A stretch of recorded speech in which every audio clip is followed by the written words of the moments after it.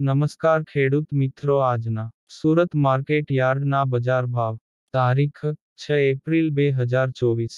પાકનું નામ. નીચો ભાવ, ઊંચો ભાવ. બટેટા 170, 500. ડુંગળી 140, 420. ટામેટા 80, 320.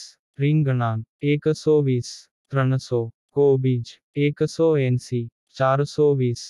ફુલાવર 200, 700. ભીંડો 500, 900. ગુવાર 600, 1300. ચોળી 800, 1700. દૂધી 200, 700.